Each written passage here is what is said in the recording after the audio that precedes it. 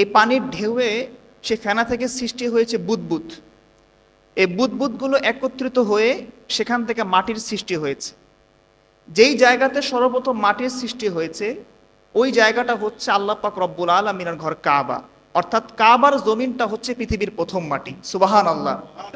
ইব্রাহিম আলাইহিস সালাম পাহাড়ের উপরে উঠছেন, উঠে সারা পৃথিবীর সমস্ত মানুষকে তিনি আল্লাহর ঘর কাবার দিকে আহ্বান করলেন, হজের ঘোষণা দিলেন। মুফাসসিরিনে কেরাম বলেন তৎকালীন পৃথিবীতে যত মানুষ ছিল পৃথিবীর আনাচে কানাচে, এবং যত মানুষ পৃথিবীতে আসে নাই, যত মানুষ মায়ের গর্ভে ছিল, প্রত্যেকটা মানুষের কানে, মায়ের পেটে সন্তানের গর্ভের কানে আল্লাহ পাক ওই আওয়াজটা পৌঁছে দিয়েছেন। আল্লাহু আকবার। যে সমস্ত মানুষ ওই আওয়াজ শোনার পরে লাব্বাইক আল্লাহুম্মা লাব্বাইক বলেছে, ওই সমস্ত মানুষগুলোকে আল্লাহ পাক রব্বুল আলামিন জীবনে হজ করার তৌফিক দান করুন। সুবহানাল্লাহ। আমরা শুকরিয়া আদায় করছি মহান রব্বুল আলামিনের আলিশান দরবারে যে আল্লাহ পাক রব্বুল আলামিন আমি এবং আপনাকে সাইয়্যিদুল আইয়াম, সপ্তাহের শ্রেষ্ঠ দিন, আফদলুল মাকাম, দুনিয়ার সর্বোৎকৃষ্ট স্থান, আল্লাহ পাকের ঘর মসজিদে আসার এবং বসার তৌফিক দান করেছেন। জুমার সলাতের পূর্বে কিছুদিন নসিহা শুনবার জন্যে আল্লাহ পাক রব্বুল আলামিন আমি এবং আপনাকে সুযোগ করে দিয়েছেন। সেজন্য আমি, আপনি, আমরা সকলে সেই মহান মালিকের দরবারে হৃদয়ের সবটুকুন আবেগ এবং অনুভূতিকে উজাড় করে দিয়ে শরীরের সবটুকুন শক্তি ব্যয় করে উচ্ছ্বসিত কণ্ঠে খুশি মনে আল্লাহ পাক রব্বুল আলামিনের শেখানো ভাষায় কালিমাতু শুকর পাঠ করছি। সকলেই জবান ছেড়ে দিয়ে পড়ুন আলহামদুলিল্লাহ। দরুদ ও সালাম পেশ করছি আল্লাহ পাক রব্বুল আলামিনের সৃষ্টির প্রধান আকর্ষণ, সমস্ত নবী রাসূলগণের মাথার মুকুট, বিশ্ব মানবতার মুক্তির দূত, বিশ্ব মানবতার সভাপতি হযরত মুহাম্মদ মুস্তাফা পড়ুন সাল্লাল্লাহু আলাইহি ওয়াসাল্লামের উপরে। সম্মানিত হাজিরিন, এখন আরবি যে মাসটা আমাদের মাঝে চলছে সেটি হলো জিলকদ মাস। আজকে হলো জিলকদ মাসের ২৬ তারিখ। সামনে আরবি যে মাসটি আসছে এটি আমরা জানি জিলহজ মাস, খুবই গুরুত্বপূর্ণ একটা মাস, এবং যে মাসের মধ্যে আমরা খুবই গুরুত্বপূর্ণ দুটি ইবাদত সম্পন্ন করে থাকি। একটি হলো হজ, আরেকটি হলো কুরবানি। যেহেতু এই দুটি আমল আমাদের সামনে এখন উপস্থিত, সুতরাং এই দুই আমলের বিষয়ে কিছু কথা বলাটা এখন আমাদের জন্য সময়ের একটা দাবি। তো যতটুকু সময় কথা হবে, আজকে আমরা হজ এবং জিলহজ মাসের প্রথম 10 দিনের যে ফজিলত এবং করণীয়, আমরা এই বিষয়ে কিছু কথা শুনবো ইনশাআল্লাহ। আল্লাহ পাক আমাদের সকলকে আলোচনাটুকু শেষ পর্যন্ত মনোযোগ সহকারে শোনার তৌফিক দান করুন। সকলে বলছে আল্লাহুম্মা আমিন। ইসলামের যে 5টি মূল ভিত্তি আছে, সে 5টি মূল স্তম্ভ এবং ভিত্তির একটা হচ্ছে হজ। তবে হজের বিধানটা নামাজ, রোজা, জাকাত, কোরবানি এগুলোর থেকে একটু ভিন্ন। কারণ হজ আমাদের জন্য প্রতিদিন বা প্রতি বছর ফরজ হয় না। হজ ফরজ হয় মাত্র জীবনে একবার। নামাজ প্রতিদিন ফরজ 5 ওয়াক্ত, রোজা বছর 1 মাস ফরজ, জাকাত অর্থ থাকলে ফরজ, কোরবানি অর্থ থাকলে ফরজ। কিন্তু হজ যদি কারো অর্থ থাকে, সামর্থ্য থাকে, তার জন্য ফরজ হলেও জীবনে একবারই ফরজ হয়। একবার শুধুমাত্র আল্লাহ পাক আমাদেরকে হজ করার জন্য আদেশ করেছেন। আর আল্লাহ বলেছেন আল হাজ্জু আশহুরুম মালুমাত, কয়েকটা মাসের নাম হচ্ছে হজ। শাওয়াল মাস, জিলকদ মাস, জিলহজ মাস, এই 3 মাসকে বলা হয় হজের মাস। কেন বলা হয়? কারণ শাওয়াল মাস থেকেই আপনি চাইলে হজের যে এহরাম, সাদা কাপড় যেটা, আপনি সেটা পরতে পারবেন। শাওয়াল মাসের আগে হজের এহরাম বাঁধা জায়েজ নেই, এই জন্য 3 মাসকে বলা হয় হজের মাস। তো এই যে আজকে হজ আমরা মুসলমানরা করি, এটা হচ্ছে আমাদের জাতির পিতা হজরত ইব্রাহিম আলাইহিস সালামের একটা স্মৃতিচারণ। হজরত ইব্রাহিম আলাইহিস সালাম তিনি তার পুত্র ইসমাইলকে সাথে নিয়ে তিনি বর্তমান যে কাবা ঘর, তিনি সেই কাবা ঘরকে নির্মাণ করেছেন। যে কাবা ঘরটা হচ্ছে পৃথিবীর সর্বপ্রথম ঘর, বরকতময় একটা ঘর। সুবহানাল্লাহ। কোরআনে কারিমে আল্লাহ বলছেন ইন্না আউওয়ালা বাইতি উযিআ লিন-নাস লাল্লাযী বিবাক্কাতা মুবারাকাও ওয়া হুদাল লিল আলামিন। আল্লাহ বলছেন যে নিশ্চয়ই প্রথম ঘর পৃথিবীর প্রথম ঘর, যে ঘরটাকে বলা হয় বাক্কা অর্থাৎ মক্কা, এই ঘরটা সারা পৃথিবীর সমস্ত মানুষের জন্য হেদায়াত, এবং এই ঘরটা আমাদের সকলের জন্য বরকতময় একটা ঘর। সুবাহান আল্লাহ পাঠ করে। তো তাফসীরের কিতাবে আসছে, এই যে কাবা ঘরটা আছে, আল্লাহ পাক রব্বুল আলামিন এই পৃথিবী সৃষ্টির 2000 বছর আগে তিনি কাবা ঘরকে তিনি সৃষ্টি করেছে। একটা সময় পৃথিবীতে পুরো পৃথিবীটা ছিল পানি আর পানি। তো পানির উপরে ফেনা থাকে না, এই পানির ঢেউয়ে সে ফেনা থেকে সৃষ্টি হয়েছে বুদবুদ। এই বুদবুদগুলো একত্রিত হয়ে সেখান থেকে মাটির সৃষ্টি হয়েছে। যেই জায়গাতে সর্বপ্রথম মাটির সৃষ্টি হয়েছে ওই জায়গাটা হচ্ছে আল্লাহ পাক রব্বুল আলামিনের ঘর কাবা, অর্থাৎ কাবার জমিনটা হচ্ছে পৃথিবীর প্রথম মাটি। সুবাহান আল্লাহ। আল্লাহ পাক রব্বুল আলামিন তখন ফেরেশতাদেরকে আদেশ দিলেন যে আমার ফেরেশতারা, তোমরা দুনিয়াতে আমার জন্য একটা ঘর বানাও। আবনু লি আবদি আবনু বাইতান আবনু লি ফিল আরদি বাইতান আলা মেসালিল বাইতিল মামুর। বাইতুল মামুরের মতো একটা ঘর তোমরা আমার জন্য দুনিয়াতে বানাও। বাইতুল মামুরটা কি? আমাদের বর্তমান যে কাবা শরীফ আছে, কাবা ঘর, এই কাবা ঘর থেকে ঠিক 7 আসমান উপরে একটা এরকম কাবা ঘর আছে, এটার নাম হচ্ছে বাইতুল মামুর, যেটাকে প্রতিনিয়ত আল্লাহ পাকের ফেরেশতারা তাওয়াফ করতেছে। একসঙ্গে 70,000 ফেরেশতা তাওয়াফ করে। যারা একবার তাওয়াফ করার সুযোগ পায় তারা দ্বিতীয়বার আর কখনো তাওয়াফ করার সুযোগ পায় না। আল্লাহু আকবার। মানে এত অসংখ্য অগণিত ফেরেশতা আল্লাহ পাক রব্বুল আলামিন সৃষ্টি করছেন, যারা একবার তাওয়াফ করে তার দ্বিতীয়বার তাওয়াফ করার সুযোগ আর পায় না। তো আল্লাহ বলতেছেন ওই বাইতুল মামুর বরাবর নিচে তোমরা দুনিয়াতে আমার জন্য একটা ঘর বানাও। এই ঘরটা ফেরেশতারা প্রথম বানিয়েছেন, সেটি হলো কোন ঘর? কাবা ঘর। ফেরেশতাদের পরে আমাদের আদি পিতা আদম আলাইহিস সালাম, তিনি এই কাবা ঘরটাকে নির্মাণ করেছেন। আদম আলাইহিস সালাম নির্মাণ করার পরে যখন নূহ আলাইহিস সালাম পৃথিবীতে আসছেন, নূহ আলাইহিস সালামের ওই মহাপ্লাবনের সময় কাবা ঘরটা একদম নিশ্চিহ্ন হয়ে গেছে, এটার আর কোনো অস্তিত্ব খুঁজে পাওয়া যাচ্ছে না। এরপর যখন নাকি ইব্রাহিম আলাইহিস সালাম তিনি যখন পৃথিবীতে আসলেন, তিনি নবী হওয়ার পরে আল্লাহ পাক রব্বুল আলামিনের হুকুমে ইরাকের বাবেল শহর থেকে তিনি মক্কার মরু প্রান্তরে একটা জনমানব শূন্য এলাকাতে আসলেন, যেখানে কোনো মানুষ নাই, কোনো প্রাণের চিহ্ন নাই। ইব্রাহিম আলাইহিস সালাম মক্কায় আসার পরে আল্লাহ পাক ফেরেশতা জিবরিলকে পাঠালেন ইব্রাহিম নবীর কাছে, এবং তাকে বর্তমান যেখানে কাবা শরীফটা আছে, কাবা ঘরের যে ফ্রেমটা, আল্লাহ পাক সেটা দেখাই দিলেন। আর তাকে আল্লাহ পাক কাবা ঘরটাকে নির্মাণ করতে বললেন। সুবাহান আল্লাহ। এজন্য তাফসিরে আসছে ফেরেশতা জিবরিলকে বলা হয় মুহান্দিস, মানে ইঞ্জিনিয়ার, নকশা দেখাই দিছেন। আর ইব্রাহিম আলাইহিস সালাম হচ্ছেন বান্না, মানে কারিগর, তিনি বানাইছেন। আর তার পুত্র ইসমাইল তিনি হচ্ছেন মুঈন, মানে বাবাকে সহযোগিতা করছেন। সুবাহান আল্লাহ পাঠ করে। সুবাহান আল্লাহ। তো ইব্রাহিম আলাইহিস সালাম তিনি যখন কাবা ঘরটা বানাচ্ছেন, তখন তিনি মাকামি ইব্রাহিম নামক পাথরের উপর দাঁড়ায় তিনি কাবা ঘরটাকে বানাইছেন। এই পাথরটা আপনার লিফটের মতো কাজ করতো। কাবা ঘরটা অনেক উঁচু না, তো মোটামুটি যতটুকু তারা হাত যায়, তিনি তো ইট বসাইছেন। আর তার উপরে তিনি কেমন করে ইট বসাবেন? সাইয়েদনা ইসমাইল তিনি পাথর এনে দিতেন তার বাবা ইসমাইলকে, আর ইব্রাহিম আলাইহিস সালাম তিনি মাকাম ইব্রাহিম নামক সে পাথরের উপরে দাঁড়াতেন। যখন দেওয়ালটা উঁচু হলো, অটোমেটিক পাথরটা উঁচু হয়ে যায়। সুবাহান আল্লাহ। লিফটের মতো তিনি পাথরটাকে বসাতেন, আবার অটোমেটিক পাথর নিচে নেমে আসে। আল্লাহ কোরআনে পাক এটাই বলছেন, ওয়াত্তাখিযু মিন মাকামি ইব্রাহিমা মুসাল্লা, যে ইব্রাহিম যে মাকাম ইব্রাহিমের উপর দাঁড়িয়ে তিনি কাবা ঘরটাকে নির্মাণ করছেন, যে পাথরের উপরে এখন ইব্রাহিম নবীর পায়ের ছাপটা আছে, আল্লাহ বলছেন তোমরা সেই জায়গায় দাঁড়িয়ে নামাজটা আদায় করো। সুবহান আল্লাহ পাঠ করেন। কোরআনে কারীমে আল্লাহ পাক রব্বুল আলামিন আরো বলেন, وعهدنا إلى إبراهيم وإسماعيل أن طهرا بيتي للطائفين والعاكفين والركع السجود। পড়েন সুবহানাল্লাহ।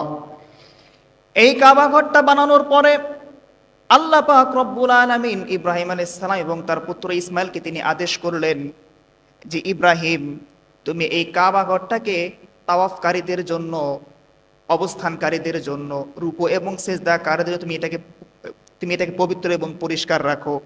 ইব্রাহিম আলাইহিস সালাম তিনি তার সন্তান ইসমাইলকে সাথে নিয়ে তিনি দৈনিক কাবা ঘরটাকে পরিষ্কার করতেন, পরিষ্কার রাখতেন, যাতে করে আল্লাহ পাক রব্বুল আলামিনের পরিষ্কার জমিনের মধ্যে এসে আল্লাহর ঘর কাবাকে তারা তাওয়াফ করতে পারে। সুবহানাল্লাহ। এরপরে আল্লাহ পাক ইব্রাহিম আলাইহিস সালামকে আদেশ করলেন, ওয়াআযযিন ফিন-নাসি বিল-হাজ্জি ইয়াতুকা রিজালাও ওয়া আলা কুল্লি দামিরি ইয়াতিনা মিন কুল্লি ফাজ্জিন আমিক। আল্লাহ বললেন যে ইব্রাহিম, তুমি সারা পৃথিবীর সমস্ত মানুষকে তুমি ঘোষণা করে দাও, যাতে করে মানুষ সাওয়ারির পিঠে হোক, পায়ে হেঁটে হোক, তারা যেন এই কাবা ঘরে এসে আমি আল্লাহর ঘরকে তারা তাওয়াফ করে, সুবহানাল্লাহ পাঠ করেন। ইব্রাহিম আলাইহিস সালাম তিনি আল্লাহ পাক রব্বুল আলামিনকে বললেন যে মালিক, আমি যদি এই মক্কার মরুপ্রান্তর থেকে সারা পৃথিবীর সমস্ত মানুষকে যদি আমি আল্লাহ হজের জন্য ঘোষণা দেই, সারা পৃথিবীর সমস্ত মানুষের কানে আমার আওয়াজটা পৌঁছবে কিনা? আল্লাহ পাক রব্বুল আলামিন বলেন যে ইব্রাহিম, তুমি সারা পৃথিবীর সমস্ত মানুষকে তুমি হজের ঘোষণা দাও, তুমি ইব্রাহিম হজের ঘোষণা দিবা এবং ডাক দিবা, আমি আল্লাহ পাক রব্বুল আলামিন সারা পৃথিবীর প্রত্যেকটা মানুষের কাছে তোমার ঘোষণাটা আমি আল্লাহ পৌঁছে দিব। সুবহানাল্লাহ। তাফসীরে আসছে ইব্রাহিম আলাইহিস সালাম পাহাড়ের উপরে উঠছেন, উঠে সারা পৃথিবীর সমস্ত মানুষকে তিনি আল্লাহর ঘর কাবার দিকে আহ্বান করলেন, হজের ঘোষণা দিলেন। মুফাসসিরিনে কেরাম বলেন, তৎকালীন পৃথিবীতে যত মানুষ ছিল পৃথিবীর আনাচে কানাচে, এবং যত মানুষ পৃথিবীতে আসে নাই, যত মানুষ মায়ের গর্ভে ছিল, প্রত্যেকটা মানুষের কানে, মায়ের পেটে সন্তানের গর্ভের কানে আল্লাহ পাক ওই আওয়াজটা পৌঁছে দিয়েছেন। আল্লাহু আকবার। যে সমস্ত মানুষ ওই আওয়াজ শোনার পরে লাব্বাইক আল্লাহুম্মা লাব্বাইক বলেছে, ওই সমস্ত মানুষগুলোকে আল্লাহ পাক রব্বুল আলামিন জীবনে হজ করার তৌফিক দান করবে। সুবহানাল্লাহ। এখন আমরা কে বললাম লাব্বাইক আর কে বলি না, সেটাকে আমরা কেউ জানি? কেউ জানি না। বাকি আমরা দোয়া করবো যেন আল্লাহ আমাদেরকে জীবনে একটা বার হলেও তার ঘর বাইতুল্লাহ জিয়ারত করার, হজ করার তৌফিক দান করেন। সকলে বলছে আল্লাহুম্মা আমিন। তো আসেন, আমরা যে এই যে হজ করতেছি বর্তমানে, আমাদের বর্তমান যে প্রচলিত হজটা, এটা শুরু হলো কেমন করে? বিশুদ্ধ মত অনুযায়ী ইতিহাসের কিতাবে আসছে, নবম হিজরিতে আল্লাহ নবী সাল্লাল্লাহু আলাইহি সাল্লাম তিনি আবু বকর সিদ্দিক রাদিয়াল্লাহু আনহুকে হজের আমির নিযুক্ত করে ৩০০ জন সাহাবায়ে কেরামকে সাথে দিয়ে তিনি হজ করতে পাঠাইছেন। আবু বকর সিদ্দিক তিনি হজের আমির হয়ে ৩০০ জন সাহাবাকে নিয়ে তিনি হজ সম্পন্ন করেছেন। এবং পরবর্তী বছর ১০ম হিজরিতে আমার নবীজি তিনি প্রথমবার লক্ষাধিক সাহাবায়ে কেরামকে নিয়ে তিনি হজ সম্পন্ন করেছেন, এবং সেই হজ করার পরে তিনি সেখানে বিদায় হজের ভাষণ দিয়েছেন। সুবহানাল্লাহ পাঠ করে। এই বিদায় হজের ভাষণের ৩ মাস পরে আমার নবী তিনি পৃথিবী থেকে বিদায় নিয়েছেন। তাহলে কথা কি বুঝতে পারছেন? আমরা যে আমাদের বর্তমান যে হজ আমরা করি, এটা আমার নবীজি করেছেন ১০ম হিজরিতে, আর আবু বকর সিদ্দিকী দিয়ে করাইছেন ৯ম হিজরিতে। তো আল্লাহ বলছেন ওয়ালিল্লাহি আলান নাসি হিজ্জুল বাইতি মান ইসতাতাআ ইলাইহি। আল্লাহ বলেন যাদেরকে আল্লাহ শক্তি এবং সামর্থ্য দিয়েছেন তারা যেন বাইতুল্লাহর হজটা করে।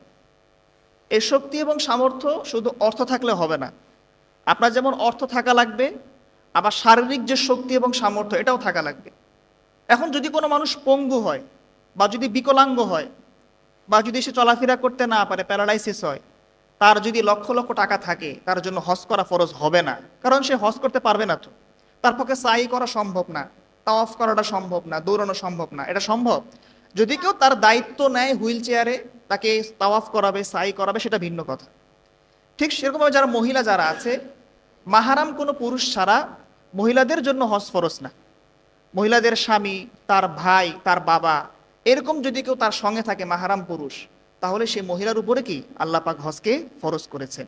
তো যাই হোক, আর্থিক যে সামর্থ্যের কথা বলছি, আজকে আর্থিক সামর্থ্য আমাদের বাংলাদেশের বহু মানুষের আছে হজ করার জন্য, কিন্তু আজকে আমরা চাইলেও হজ করতে পারতেছি না। কারণ আমাদের দেশে হজের যে প্যাকেজ, মানে একটা হজের প্যাকেজ বর্তমানে ৮ থেকে ১০ লক্ষ টাকা। পৃথিবীর কোনো মুসলিম দেশে আপনি এমনটা পাবেন না। পাকিস্তান বলেন, মালয়েশিয়া বলেন, ইন্দোনেশিয়া বলেন, ভারতেও যদি আপনি বলেন, হজ করতে গেলে এত টাকা লাগে না যে পরিমাণ টাকা বাংলাদেশে লাগে। এর কারণ হচ্ছে, আপনি যদি শিকট অনুসন্ধান করেন, আপনি দেখবেন যে আজকে হজের মতো একটা ইবাদতকেও আজকে আমার দেশের কিছু মানুষ তার ব্যবসা বানাইছে। ঠিক কিনা বলেন? নাম দিছে হজ ট্রাভেলস। হাজি সাহেব পাঠায় আর কি করে, এখান থেকে পয়সা উপার্জন করে। ঠিক কিনা বলেন? ভাই, একটা মানুষ তার জীবনের একটা স্বপ্ন থাকে, একটা ড্রিম থাকে যে আমি জীবনে একবার হলেও হজ করব, আমি একজন মুসলমান, ঠিক কিনা, আমি নবীর দেশটা আমি ঘুরে আসব। তো সে চিন্তা করলো, আমার যেহেতু সামর্থ্য কম, মধ্যবিত্ত পরিবারের মানুষ, আমি অল্প অল্প করে কিছু অর্থ আমি এখন থেকে সেভ করি, আমি জমা করি, বাস আমার যদি মোটামুটি এই ২ লক্ষ টাকা হয়, ৩ লক্ষ টাকা, আমি হজটা করে ফেলব। তো সেই মানুষটা 20 বছর যাবত অল্প অল্প করে অর্থকে সঞ্চয় করতেছে। 20 বছর পর যখন তার অর্থ হয়ে গেল মোটামুটি 3-4 লাখ, এখন যখন সে হজ করতে যাবে, এখন হজের যারা ব্যবসায়ী বা যারা হজ ট্রাভেলসের মালিক তারা বলতেছে আপনার হজ করতে লাগবে 10 লক্ষ টাকা, 8 লক্ষ টাকা।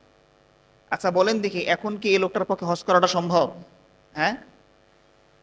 তো সুতরাং আজকে মানুষের স্বপ্নগুলো ভেঙে যাচ্ছে এই হজ ট্রাভেলসের দুর্নীতি এবং ব্যবসার কারণে, ঠিক কিনা বলেন? তো সুতরাং যারা এরকম হাজী সাহেবদের কাঁধে পাড়া দিয়ে জোরপূর্বক 8 থেকে 10 লক্ষ টাকা নিচ্ছে, নিজেরা মুনাফা করতেছে, এই সমস্ত হজ ট্রাভেলসের মালিকদেরকে আল্লাহ পাক কিন্তু জবাবদিহি করতে হবে না? অবশ্যই হবে। ভাই যারা ধনী মানুষ, যাদের কারি অর্থ আছে, আপনি ওদের কাছ থেকে আপনি 8 লাখ, 10 লাখ, 20 লাখ নেন, সমস্যা নাই। যারা মধ্যবিত্ত মানুষ, আপনি ওদের কাছে একটু কমায় নেন। কিন্তু না, আজকে গণহারে অনেক মানুষ তো এমনও আছে যে টাকা জমা দিছে প্রায় 5 বছর আগে, এখনো হজই করতে পারে নাই। আসে না নাই বলে? আবার আমি নিউজে দেখছি এটাও, আগামীকাল হজ, এখনো পর্যন্ত যাত্রী এয়ারপোর্টে বসে আছে বিমানবন্দরে, তাকে হজ ট্রাভেলসের মালিক এখনো প্লেনে উঠাইতেই পারে নাই। বহু মানুষ এরকম আজকে দেখা যায় ধোকার শিকার হয়, প্রতারণার শিকার হয়।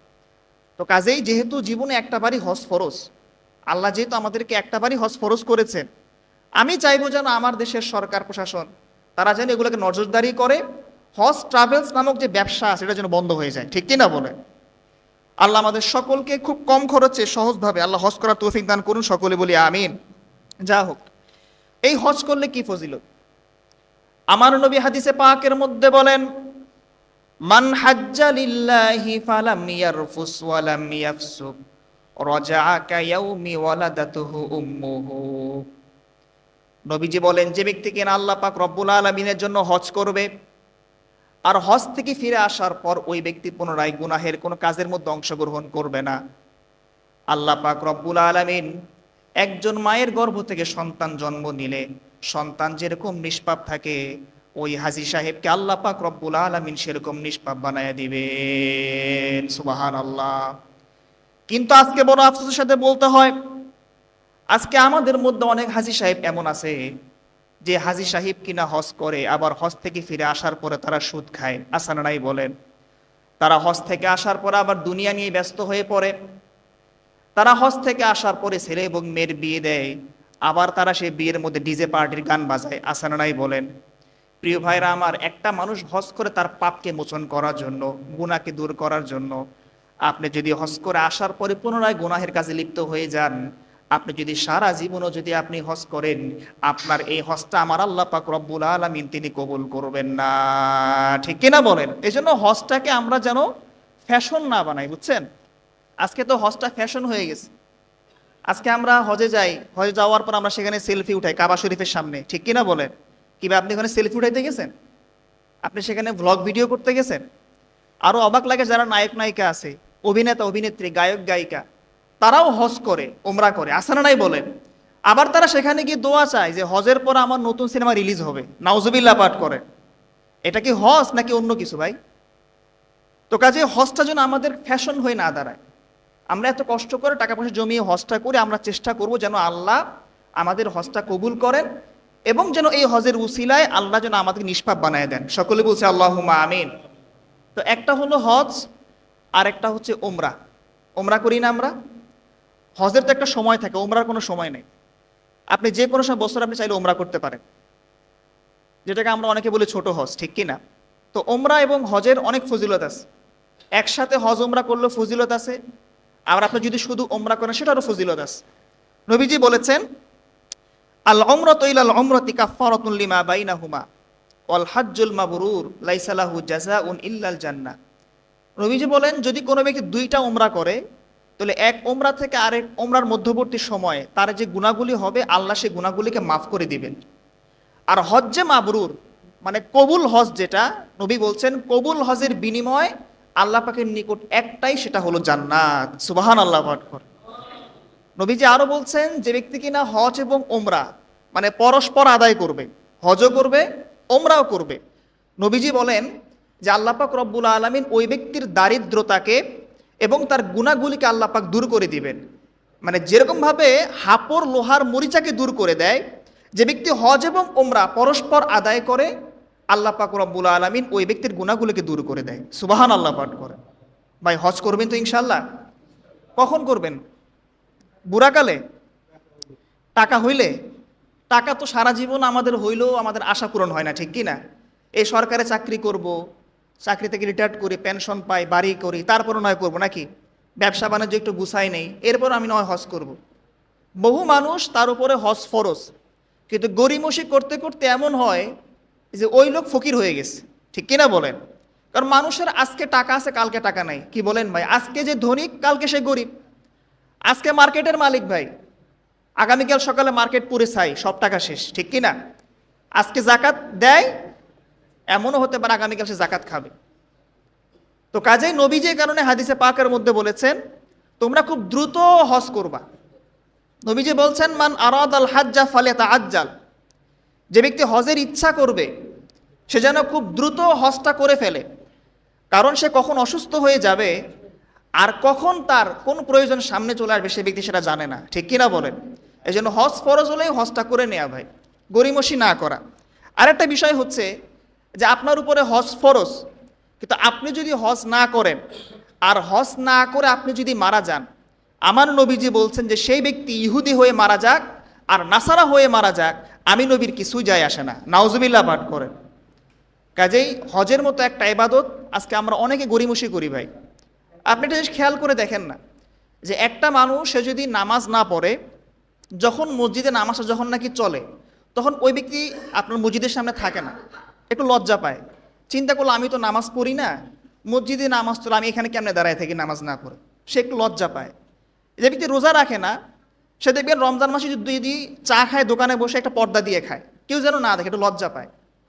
কিন্তু হজ ফরজ অনেক মানুষের, সে দিব্যি ঘুরে বেড়াচ্ছে, তার মধ্যে হজ করার কোনো অনুভূতি পর্যন্ত নাই, ঠিক কিনা বলেন? কাজেই যারা এই গরিমসি করে হজ করবে না, নবীজি বলতেছেন ওই ব্যক্তি ইহুদি হয়ে মারা যাক আর নাসারা হয়ে মারা যাক, আমি নবীর কিছুই যায় আসে না। আল্লাহ আমাদের সকলকে হজের মতো এই গুরুত্বপূর্ণ ইবাদতটাও গুরুত্ব সহকারে আদায় করার তৌফিক দান করুন, সকলে বলি আমিন। সর্বশেষ একটা আমল বলে ওয়াজ শেষ করব, মনোযোগ দিয়ে শুনেন ভাই। সামনে আসতেছে জিলহজ মাস, জিলহজ মাস আমরা কোরবানি করে থাকি। তো জিলহজ মাসের প্রথম 10টা দিন নবীজি বলেছেন খুব বেশি গুরুত্বপূর্ণ। নবীজি বলেন মা মিন আইয়ামিন আহাব্বা ইলাল্লাহ আইয়াতাআব্বাদা লাহু ফিহা মিন আশরি দিল হাজ্জা, যে আল্লাহ পাকের নিকটে ইবাদত করার জন্য জিলহজ মাসের প্রথম 10 দিন থেকে উত্তম আর কোনো দিন হতে পারে না। ইয়া আদিলু সিয়ামু কুল্লি ইয়াউমিন মিনহা বিসিয়ামি সানাতিন ওয়া কিয়ামু কুল্লি লাইলাতিন মিনহা বিকিয়ামি লাইলাতিল কদর। নবী বলেন জিলহজ মাসের প্রথম 10 দিনের প্রত্যেক দিনের রোজা 1 বছর রোজা রাখার সমান, সুবহানাল্লাহ। আর প্রত্যেক রাতের ইবাদত সবে কদরের রাতের ইবাদতের সমতুল্য, সুবহানাল্লাহ পাঠ করেন। কাজেই যাদের সুযোগ আছে আপনারা চাইলে জিলহজ মাসের প্রথম 10টা দিনের প্রত্যেকটা দিন রোজা রাখতে পারেন, রাত্রিবেলা ইবাদতও করতে পারেন। আল্লাহ তৌফিক দিন, আমিন। আরেকটা আমল হচ্ছে, এখানে আমরা যারা বসছি ভাই, কোরবানি করার সামর্থ্য অনেকের আছে অনেকেরই নাই, ঠিক কিনা? কিন্তু নবীজি একটা আমল আমাদেরকে হাদিসে পাকের ভিতরে বলেছেন যে আপনার কোরবানি করার সামর্থ্য থাক অথবা না থাক, আপনি যদি আমলটা করতে পারেন আল্লাহ আপনার আমল নামায় একটা কোরবানি করার সওয়াব দিবেন। আমলটা করবেন? সুবহানাল্লাহ তো বললেন, আগে আমলটা শুনেন। জিলহজ মাসের 10 দিন শুরু হওয়ার আগেই, মানে জিলহজ মাসের চাঁদ দেখা যাওয়ার আগেই নবীজি বলেন যে ব্যক্তি তার মাথার চুল, তার মোচ, তার হাত পায়ের নখ এবং তার শরীরের অবাঞ্ছিত পশমগুলো কেটে ফেলবে এবং জিলহজ মাসের প্রথম 10 দিন কোরবানির পশু জবাই করার আগ পর্যন্ত সে তার চুল, তার মোচ, হাত পায়ের নখ এগুলো আর কাটবে না। এই 10টা দিন যদি সেই ব্যক্তি তার শরীরের চুল, দাড়ি, পশম যদি কাটা থেকে যদি নিজেকে একটু বিরত রাখতে পারে, আর যদি কোরবানির দিনে কোরবানি করার পর যদি কাটে, আল্লাহ পাক ওই ব্যক্তির আমল নামায় একটা কোরবানি করার সওয়াব দিবেন, সুবহানাল্লাহ। মানে আপনি যে কোরবানি করতেছেন, আপনার কোরবানি যে আল্লাহ কবুল করবেন কোনো গ্যারান্টি আছে? কিন্তু একটা ছোট্ট আমল যদি আপনি করতে পারেন, যাদের সুযোগ আছে ভাই, আপনি একটা কোরবানির সওয়াব পাবেন একদম ফ্রিতে, আপনার আমল নামে আল্লাহ দিয়ে দিবেন। তো কাজেই যারা পারেন একটু চেষ্টা করবেন অন্তত এই আমলটা করার জন্য। আল্লাহ তৌফিক দিন, সকলে বলি আমিন। যে কথাগুলো আজকে বললাম হজ প্রসঙ্গে আর জিলহজ মাসের আমল প্রসঙ্গে, এগুলো খুব ভালো করে মনে রাখবেন। আমরা আগামী জুমাতে এবং সে সাথে ঈদের দিন সকালে আমরা কোরবানির ইতিহাস শিক্ষা নিয়ে আমরা কিছু কথা বলবো ইনশাআল্লাহ। আজকে এতটুকুই। আসসালামু আলাইকুম ওয়া রাহমাতুল্লাহি ওয়া বারাকাতুহু। যারা সুন্নত পড়েন না সুন্নত পড়েন।